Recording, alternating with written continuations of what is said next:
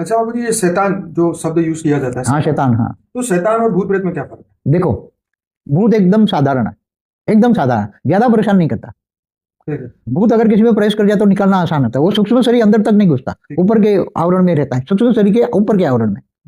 भूत से ऊपर प्रेत होता है। प्रेत अगर घुस जाए तो वो सूक्ष्म शरीर में दूसरे लेयर में, सूक्ष्म शरीर के भी कई लेयर है।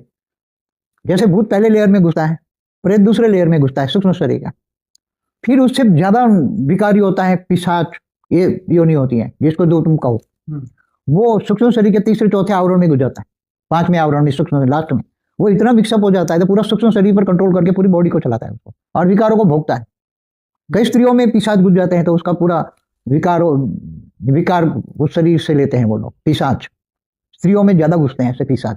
तो स्त्री भी पुरुष बन जाती है, पुरुष भी स्त्री बन जाती है। हाँ, मगर जो स्त्री शरीर वाली है ना, स्त्री शरीर वाली, तो उसके अंदर तो स्त्री की जो वासना है ना, वो भोगने के लिए उसके अंदर ही घुस जाते हैं। या तो उसके पति में कई पिशाच घुस जाते हैं। कोई सुंदर स्त्री है तो उसके पति में पिशाच घुस गया तो वो स्त्री के अंदर वो वासना लेगा ना।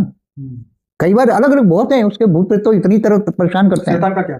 शैतान, और देखो पिशाच जो भी ऊपर शैतान है। अच्छा, पिशाच जो भी खतरनाक शैतान होता है, कितने सूक्ष्म शरीर में घुस सकता है? ब्रह्म राक्षस बोलते हैं ना, वही टाइप का होता है। ज्ञानी होकर भी ब्रह्म जैसे काम, ब्रह्म ज्ञानी होकर भी राक्षस जैसे काम करता है ना।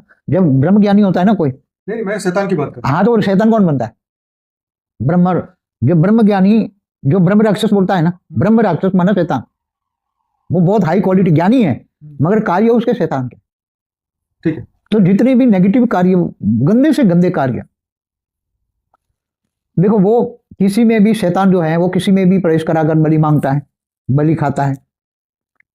फिर भोग विलास उसके अंदर जबरदस्त होता है। एक साथ में कई दारू की बोतल पी जाता है, एक साथ में कई सिगरेट खा जाता है, एक साथ में 5 किलो मटन खा जाता है, ऐसे के साथ घुस जाते हैं। तो और फिर उसको निकालना बहुत भारी होता है, मुश्किल है। वो जब तक वो आत्मा को साथ में लेकर निकलेगा, वो मार देगा उसको जब उसका मन भर जाएगा। तो बाबू जी, कौन से लेवल की आत्मा है जो आपने कहा था ना कि एक आत्मा दूसरी आत्मा को खा जाती है? हाँ, तो ऊपर बैठे हैं नहीं, ये ऊपर बैठे हैं। अच्छा, वो ऊपर होते, नीचे नहीं होते? नहीं होते, वो ऊपर धीरे धीरे करके ऊपर चले जाते हैं। 100 किलोमीटर की रेंज में ऐसी आत्माएं बैठी हैं कि ये जो भूत प्रेत निकालने वाले तांत्रिक होते हैं, वहां से तांत्रिक बना रेज मार के वहां के इनके जरिए वो भूत प्रेतों की आत्माओं को खींच ले और ऊपर अपने अंदर एक सेल बनाकर अपने सूक्ष्म शरीरों में एक एक सेल उनकी आत्मा है, उनकी आत्माओं की पावर को चुसते हैं। ऊपर बैठे उसके शरीरों में करोड़ों सेल जो है वो भूत प्रेत की आत्माओं का निराकारी सेल है।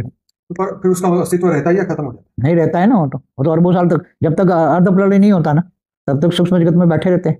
फिर जब धरती, मैं उनकी बात कर रहा हूँ जिनको अपने सेल में समा दिया, उनकी वो आत्माएं, तो वो क्या करता है, उसकी आत्मा को पावर चूसता रहता है ना। फिर कभी ना कभी वो आत्माएं फिर खत्म हो जाती हैं।